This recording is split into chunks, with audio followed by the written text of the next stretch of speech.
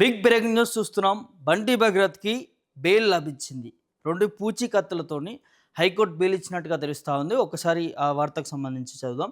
బండి భగీరథ్‌కు బెయిల్ షరతులతో మంజూరు చేసిన హైకోర్టు. ఫోక్సో కేసులో నమోదైన ఆరోపణల నేపథ్యంలో జైల్లో ఉన్న కేంద్ర హోంశాఖ సహాయ మంత్రి బండి సంజయ్ కుమారుడు బండి సాయి భగీరథ్‌కు హైకోర్టు గురువారం పలు షరతులతో బెయిల్ మంజూరు చేసింది. నిందితుడు భగీరథ్ 55 రోజులుగా జైల్లో ఉండటం, ఇప్పటికే 25 మంది సాక్షుల విచారణ జరగటం, దర్యాప్తు మొత్తం దాదాపు పూర్తయిన నేపథ్యాన్ని పరిగణలోకి తీసుకున్న జస్టిస్ సుజన ధర్మాసనం బెయిల్ ఇస్తున్నట్లు పేర్కొంది. అయితే ఫిర్యాదుల అభ్యంతరాలను దృష్టిలో పెట్టుకొని కఠిన షరతులు విధిస్తున్నట్లు తెలిపింది. పిటిషనర్ 1,00,000 వ్యక్తిగత బాండ్తో పాటు ట్రయల్ కోర్టు నిర్ణయం మేరకు 2 పూచీకత్తులు సమర్పించాలి. 8 వారాల వరకు కూడా 8 వారాల వరకు లేదా ఛార్జ్షీట్ దాఖలయ్యే వరకు ప్రతి సోమవారం పోలీస్ స్టేషన్లో హాజరు కావాలి. ప్రత్యక్షంగా కానీ పరోక్షంగా కానీ బాధితురాలు, ఫిర్యాదుదారులు, సాక్షులతో ఎలాంటి సంప్రదింపులు జరపకూడదు. బాధితురాలి సంబంధించిన ఇల్లు, పరిసర విద్యా సంస్థలు, ఇతర ప్రదేశాలకు ఎట్టి పరిస్థితులను వెళ్ళకూడదు. బెదిరింపులు, కఠినంగా వ్యవహరించడం వంటి చర్యలకు పాల్పడవద్దు.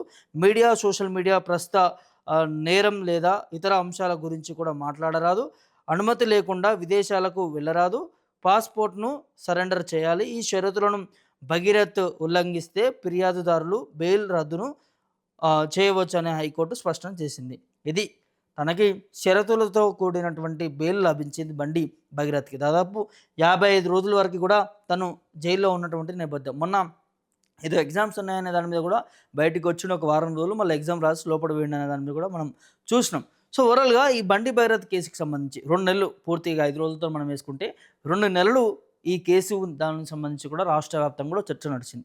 సో తిను ఫోక్సో కేసుకి సంబంధించి మనం అందరం కూడా డీటెయిల్స్ చూసాం కదా. ఒక బాధితురాలు బాలిక మీద అనేక సార్లు అఘాత్యానికి పాల్పడ్డాడు అనే దాని మీద కూడా ఈ కేసు ఫైల్ అయింది. సో ఇక్కడ చాలా వరకు కూడా గతం నుంచి కూడా ఈ కేసులకు సంబంధించి, ఫోక్సో కేసులకు సంబంధించి చూస్తే ఇంతవరకు ఎవరు కూడా ఈ కేసు పడినటువంటి వ్యక్తులు, నేరస్తులు బయటికి వచ్చినటువంటి దాఖలాలు లేవు.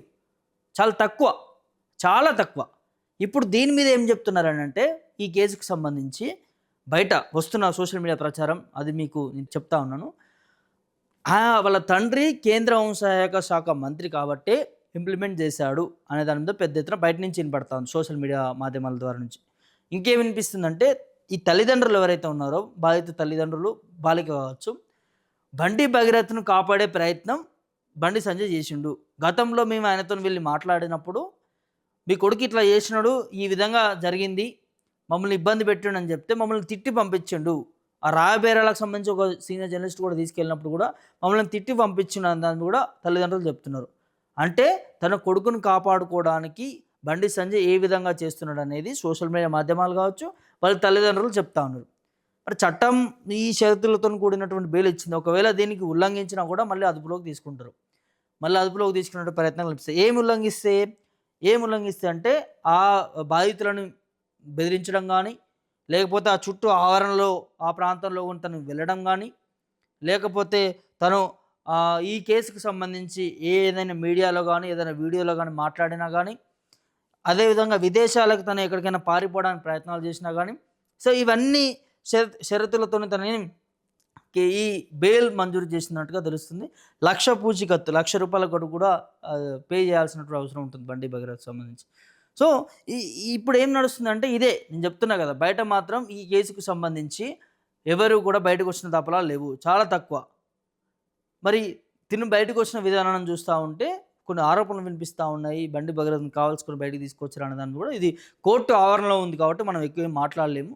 సో ఈ బాధితురాలు తల్లిదండ్రులు మాత్రం చెప్తా ఉన్నారు, మాకు న్యాయం కావాలి, మా బిడ్డని హింస పెట్టిండు, చదువుకోవడానికి కూడా లేకుండా కూడా ఎన్నో ఇబ్బందులు పెట్టిండు, బయటికి వెళ్దామని బయటికి తీసుకెళ్ళిండు, అఘాయిత్యానికి పాల్పడిండు, చాలా ప్రాంతంలో సెక్సువల్ హరాస్మెంట్కు గురి తీసిండు అనే దాని మీద తల్లిదండ్రులు మాట్లాడుతున్నారు. వారు లేఖలో కూడా పేర్కొన్నారు. ఒక 18 పేజీలకు సంబంధించి లేఖ కూడా రాశారు హైకోర్టుకి, సంబంధిత పోలీస్ స్టేషన్ కూడా, వారు పడుతున్నటువంటి ఇబ్బందులు దాని గురించి కూడా. సో ఇవాళ మేము ఇంత ఇబ్బంది పడుతూ ఇవాళ మా బాలికను బయటకు వచ్చి ఇవాళ కేసు పెట్టి మేము ఇంత పోరాటం చేస్తున్నప్పటికీ తనకి బెయిల్ రావడం పట్ల కూడా ఆవేదన వ్యక్తం చేస్తూ ఉన్నారు. బాధపడతా ఉన్నారు. మాకు న్యాయం కావాలని దాని మీద ఇంకా కూడా పోరాటం చేస్తామనేది వారు చెప్తున్నారు.